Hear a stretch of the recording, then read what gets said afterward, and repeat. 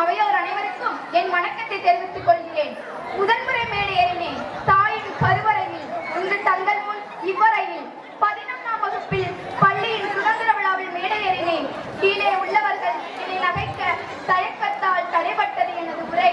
பின் மேடையை கண்டு பயந்தது என் மனம். சிரித்தவர்களுக்கு மத்தியில் இவனை சிந்திக்க வைக்க வேண்டும் என்று என் தமிழாசிரியரின் போராட்டத்தால் என் பேச்சு தொடர்ந்தது. பயம் உடைந்தது.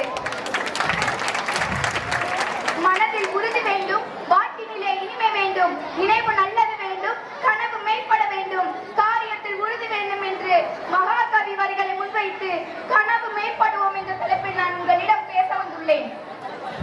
சொற்கள் என்ன செய்துவிடும்?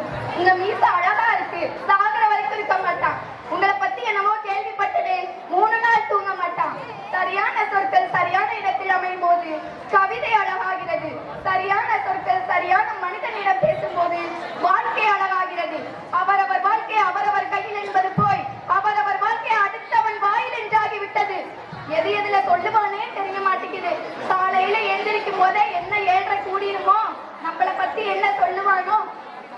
மேற்கொண்டு ராசி பலன் வேறு. சிம்மம் சோர்வு, ஏற்கனவே உடம்பு கூட நோது, இல்ல சோர்வு வேற. இப்படி ஆயிரம் ஆயிரம் அடுத்தவர்களுடைய வெற்றி சொற்களாலான நம் இதயம் சொன்ன மந்திர சொற்களை மறந்ததுதானே வேதனை. நம்முடைய கனவு எதுவாக வேணா இருக்கட்டும், அது தேநீர் விற்பதோ இல்ல தேச தலைவராவதோ, தயவு செய்து அடுத்தவர் சொற்களால் அதை இடை போடாதீர்கள். அது உங்கள் கனவு. எனது கனவு எவ்வளவு பெரியதோ உழைப்பு அதை விட பெரியதாக இருக்க வேண்டும். A.R. ரகுமான் தொடங்கி எவரெஸ்ட் சிகரம் பெரிய எட்மண்ட் ஹில்லர் வரை சொல்வது ஒன்றே ஒன்றுதான். செய்யும் வேலையை உன்னதத்தை தேடுங்கள், உயிரையும் கொடுக்க தயாராக இருங்கள். உயிர் ஒருபோதும் போகாது. வெற்றியை கண்டு ஓடுவதற்கு 2 வழி இருக்கிறது. ஒன்று கடும் முயற்சி, மற்றொன்று சுற்றியுள்ள மனிதனை மதிப்பது. மனிதனை மதிக்காத எவனும் வெற்றி அடைந்ததாக சரித்திரமே கிடையாது. வேலை சென்றவுடன் மனைவி கூப்பிட்டு சொற்கள் அனுப்புங்கள். காலையில வந்துட்டேம்மா, பத்திரமா இரு. மதியம் ரசம் பிரமாதம், நீ சாத்தியா?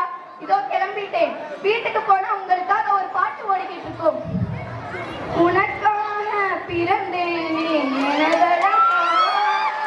எவ்வளவு அருமையான வாழ்க்கை. உங்க அம்மாவை கட்டி பிடிச்சிட்டு சொல்லுங்க, அம்மா உனக்கு என்னம்மா பண்ணிட்டே இப்படி இருக்கேம்மா. அப்பாவோட கையை பிடிச்சிட்டு சொல்லுங்க, அப்பா இன்னைக்கு வேலைக்கு போகாத, நான் பாத்துக்கிறேன். அந்த நெஞ்சில் கொட்டும் அன்பு உங்கள் கனவை நினைவாக்கும்.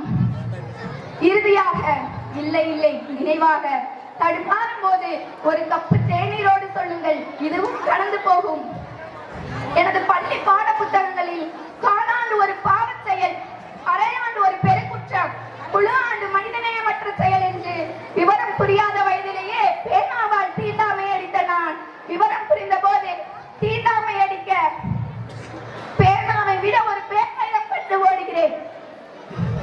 வாழ்க்கை இலக்குகளை நிர்ணயித்து அடுத்த இலக்கை நோக்கி நகர்ந்து கொள்ளுகின்ற பயணத்திற்கு பெயர்தான் கனவே தவிர இலக்கை அடைவதற்கு பெயரல்ல கனவு. கனவு மேம்பட வேண்டும் என்றால் கற்றுக் கொள்ளுங்கள். நான் ஒன்று